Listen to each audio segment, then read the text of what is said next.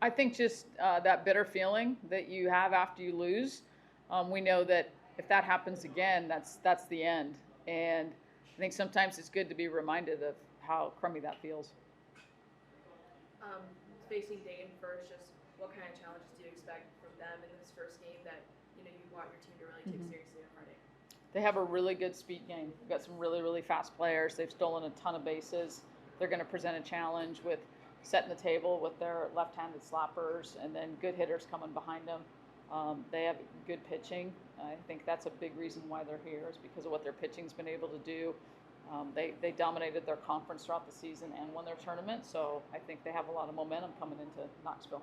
Specifically in the last 2 days, what have you guys really been working on offensively to get those bats rolling early and making sure that you put up a good offensive performance? We've really focused on situational hitting, runners out there, and are we going to put on a bunt, a hit and run, a squeeze, how to hit behind a runner, how to make sure we get that runner in from third with less than 2 outs.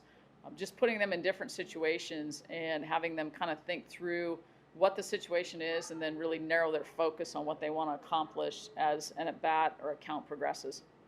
It seems like the games where you haven't performed well, you've scored 0 or 1 runs in those games. How do you get that consistency?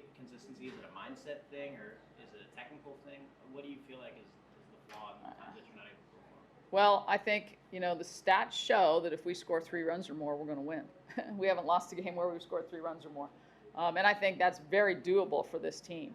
I think mindset is typically the start, and then that can lead to a not real good approach. I wouldn't say it's mechanics, but I think when we start pressing, start thinking about too many things, instead of just being laser focused on what we want to accomplish in that bat, and understanding I don't have to do it all. I've got teammates that are going to help me out here, and I just have to do my part.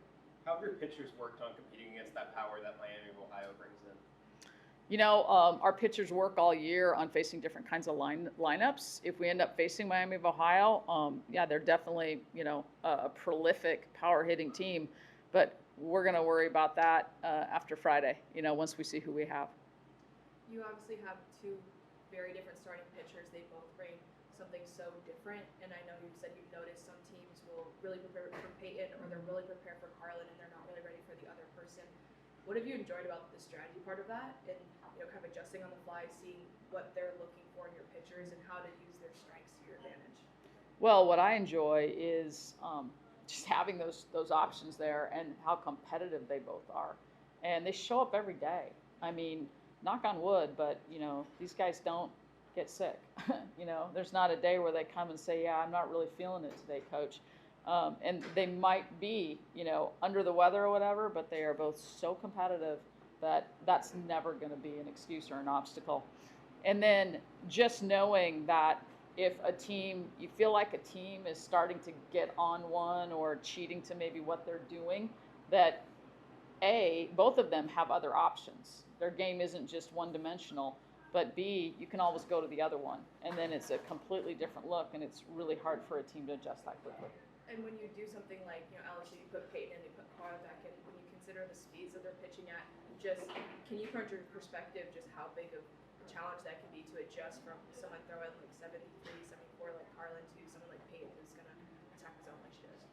Oh, it's really, really hard. Really hard. And Carlin is doing something that really college softball hasn't seen. It's not like you can go, oh, yeah, remember last year we faced 76-mile-an-hour so-and-so? People just don't see that. So they can try to prepare for it with machines and, shorten the distance in their work in the batting cages.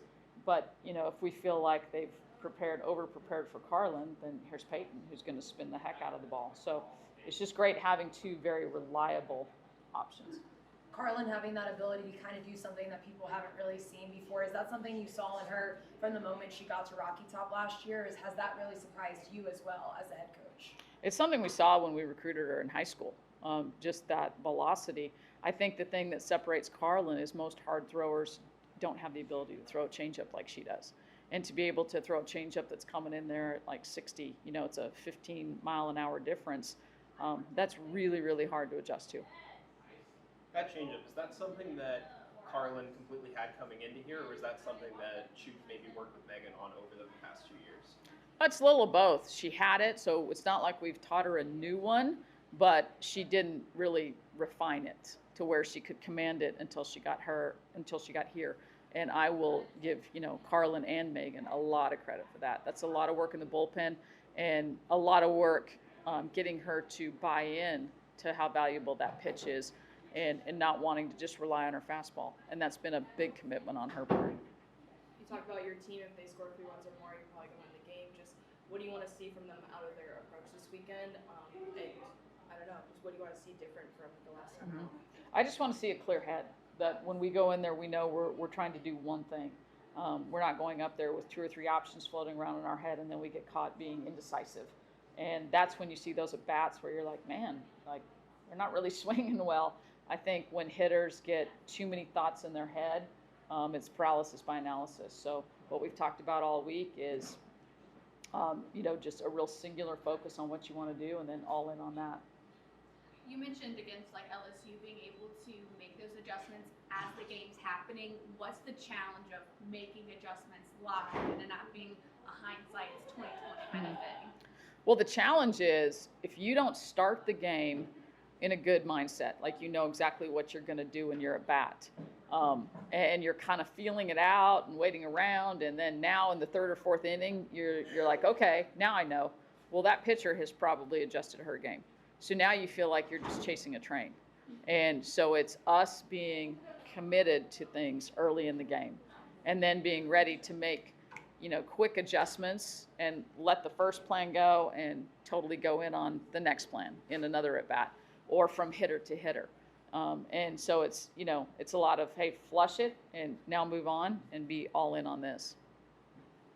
It really seems like your staff has played such important roles in this team's success over the last 2 seasons. Just for you, what was that process like of finding those right people and trusting them to run with what they're good with to make this team the best it can be? Yeah, I mean, you go back to when Ralph retired, and that was the biggest challenge for me was 20 years with your husband, and now you're going to have a staff where a lot of people that you don't necessarily know.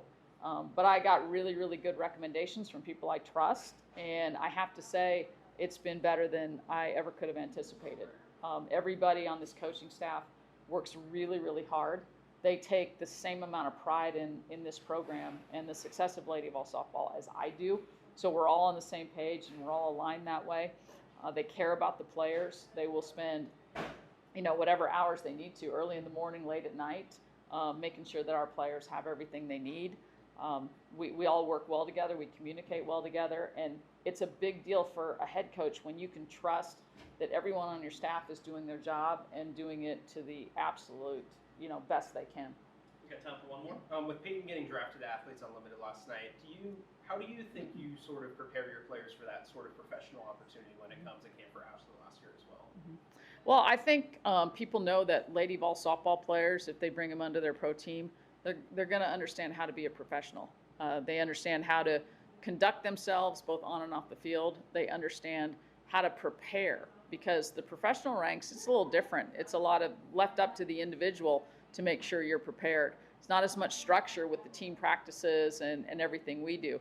But I think they know that the young ladies that come out of Tennessee are going to be independent and they're going to be able to take care of themselves. Thank you, guys.